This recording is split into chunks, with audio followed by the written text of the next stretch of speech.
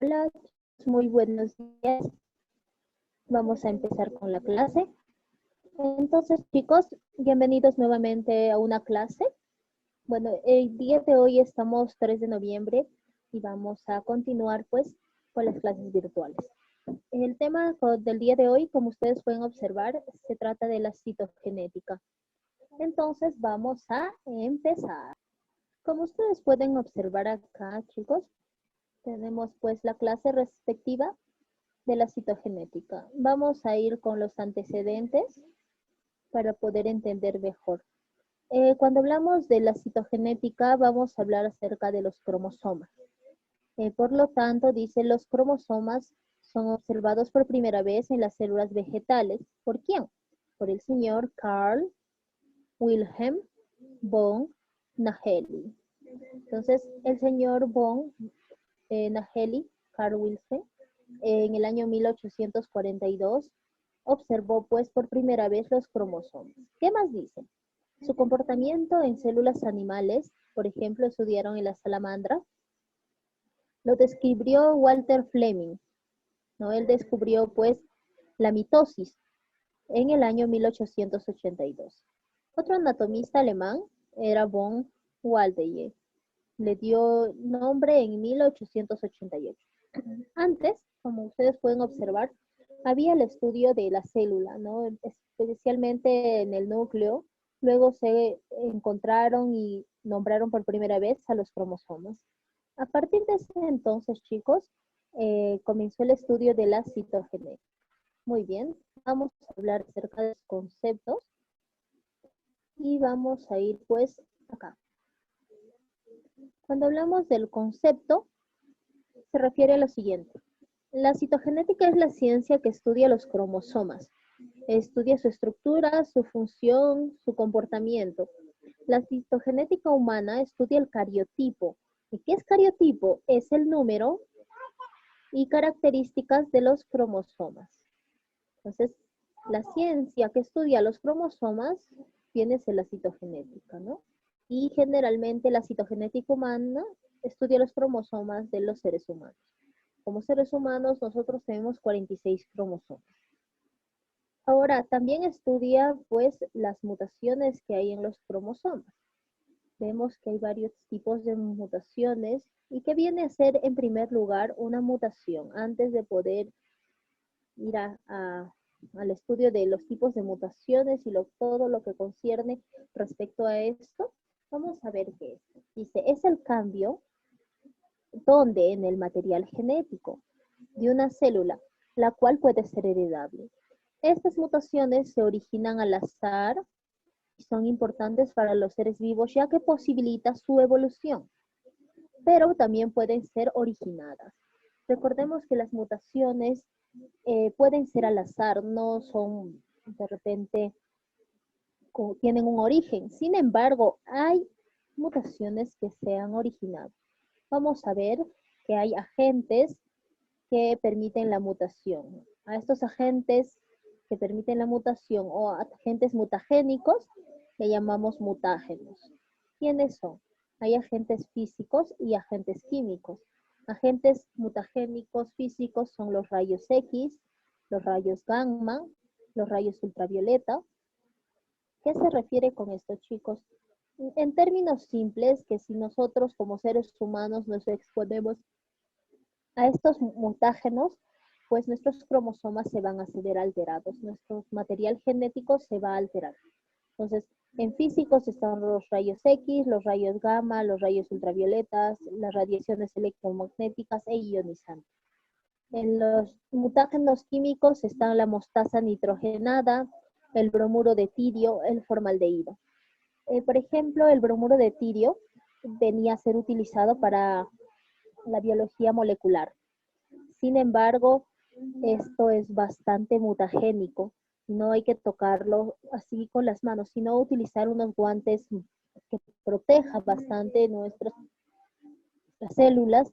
Y el formaldehído también viene a ser un compuesto orgánico que se utiliza mucho, por ejemplo, en la química orgánica. Este formaldehído, o el formol, es un derivado del formol, entonces utilizaban algunas veces para alaciar el cabello de las chicas. Entonces, como vemos acá, es altamente mutagénico, es un mutágeno químico. Entonces, si se han hecho laciar con el cabello con este formaldehído, entonces más adelante hay una probabilidad de que sus cromosomas se vean alterados. Aparte de esto, hay varios tipos de mutaciones. Vamos a leer pues y vamos a analizar esta parte donde nos enseña los tipos de mutaciones.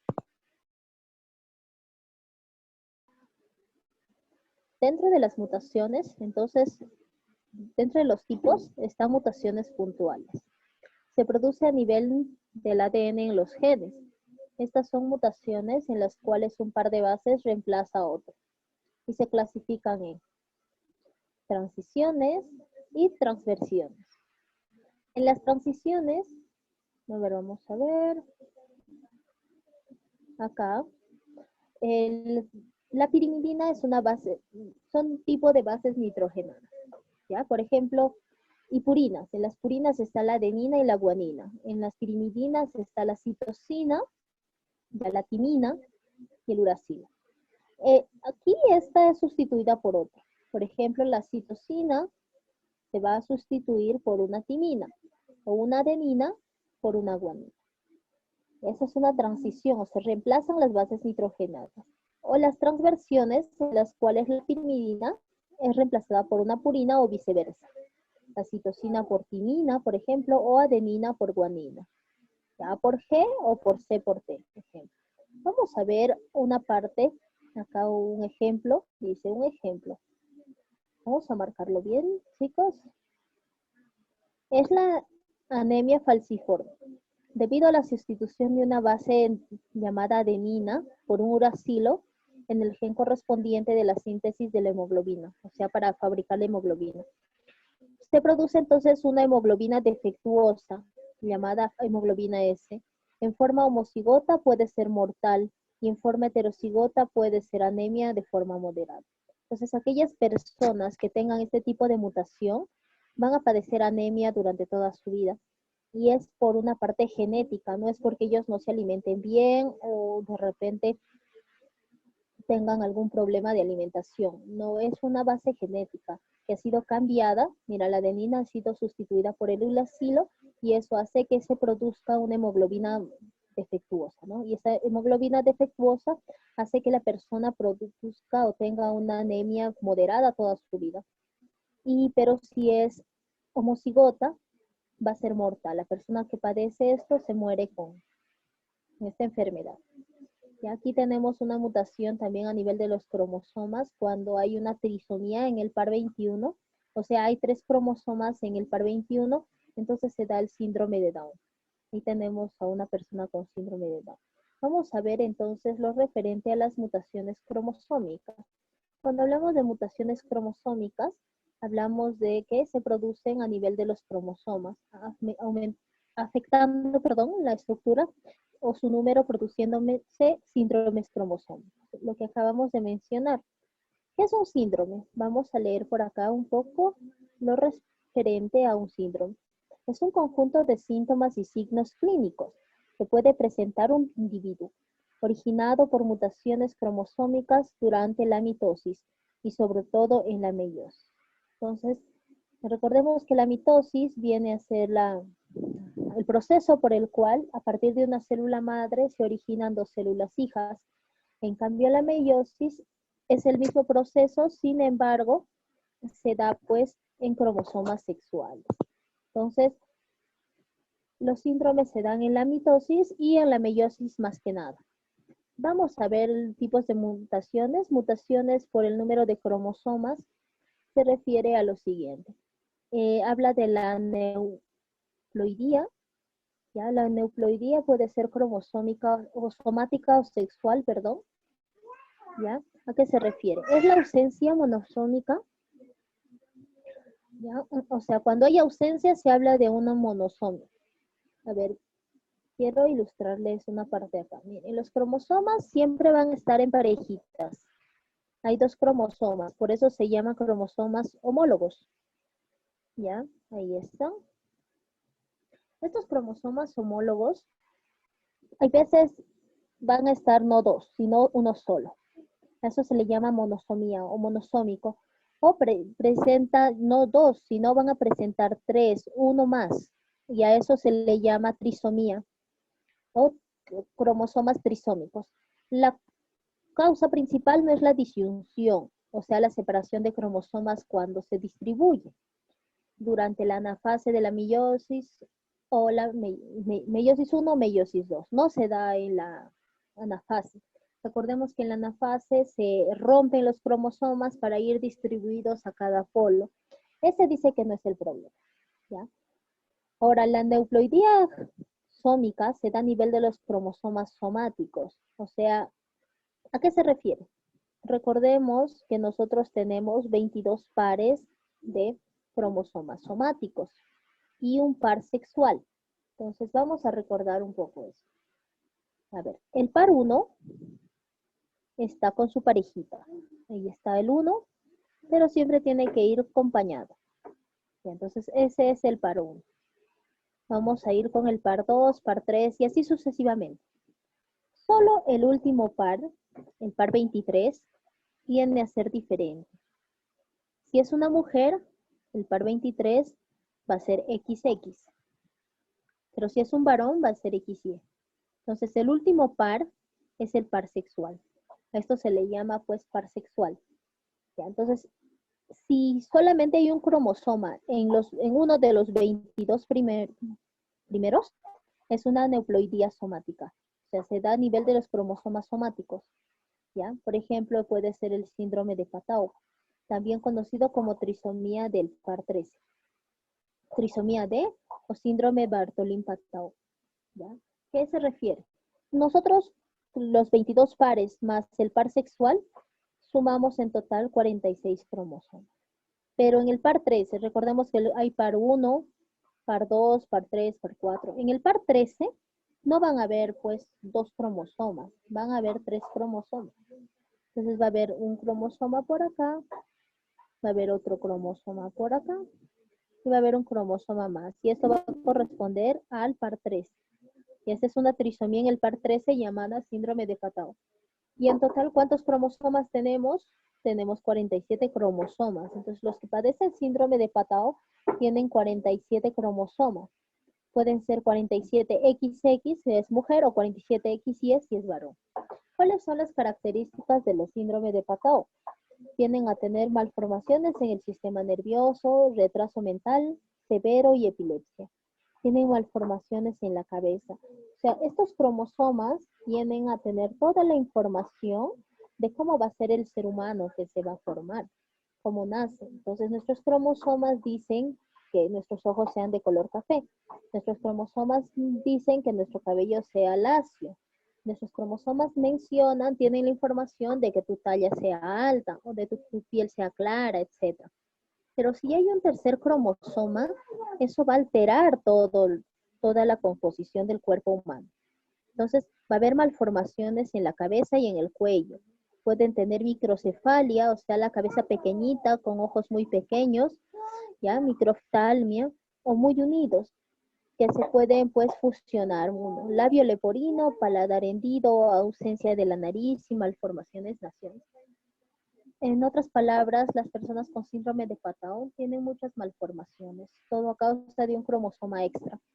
Tienen malformaciones abdominales, por ejemplo, tienen hernias umbilicales o inguinales, agenesia renal, o sea, uno de los riñones está ausente o al nacer, ausencia de testículos en el escroto o testículos no descendidos. Ya tienen criptorquidia. Malformaciones cardíacas, válvulas cardíacas anormales, malformaciones en las extremidades, por ejemplo, muchos dedos, a eso se le llama polidactilia, desviación del pie hacia afuera en línea media, manos en forma de puño, o sea, la mano está con los dedos fusionados y todo esto trae una muerte precoz. Los niños que nacen con síndrome de Patau ya tienen poca esperanza de vida. No sobreviven mucho. Miren, para un niño va a ser muy difícil sobrevivir y vivir con todas esas malformaciones que presenta. Y todo por un cromosoma extra. Vamos a leer ahora el síndrome de Edward. El síndrome de Edward Entonces ahora nos toca hablar acerca del síndrome de Edwards. Esta también es una trisomía en el par 18. Entonces acá en el par 13 había 3 cromosomas. Acá en el par 18 hay 3 cromosomas. Y la presencia de un tercer cromosoma en el par 18, ¿qué ocasiona? Orejas de lobo, como si fuera un fauno, ya como un duende. O sea, las orejas son pequeñas y desubicadas, tienen la pelvis estrecha, principalmente signo de esta trisomía. Las manos apretadas, el dedo índice recubre el dedo medio con uñas poco desarrolladas.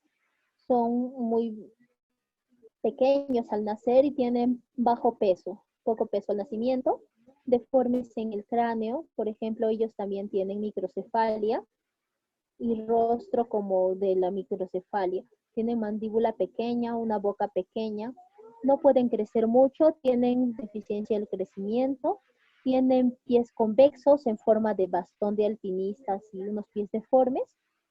Criptorquidia en niños y en niñas, hipertrofia de la clítoris. Ellos también tienen muerte precoz porque tienen malformaciones cardíacas. Entonces, estos niños nacen, sí, logran sobrevivir un tiempo, pero por los problemas ocasionados en su fisiología, no logran sobrevivir más.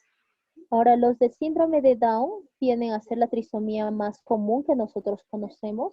Es una trisomía en el par 21, o sea, hay un tercer cromosoma en el par 21. Un cromosoma en la pareja homóloga 21.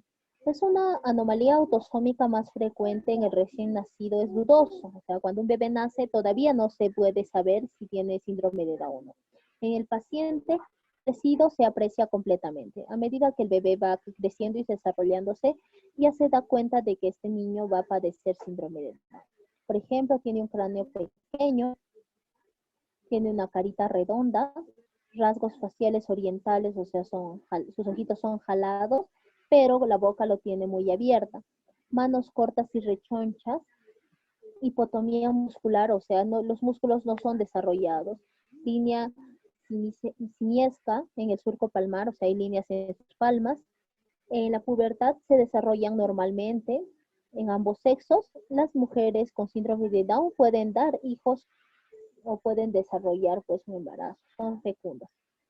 El coeficiente intelectual varía según la edad. Presentan envejecimiento precoz y trastornos psicóticos. Donde vemos que un síndrome que se sobrevive con mayor frecuencia es en el síndrome de Down, ¿no? Hay muchas personas adultas con síndrome de Down y pues es lo más común que nosotros sabemos respecto a las trisomías. Entonces, chicos, vamos a quedarnos acá. Acerca de esta parte la vamos a hablar en el momento del Zoom. Cuídense mucho y nos vemos en unas horas. Chao, chicos. Bye.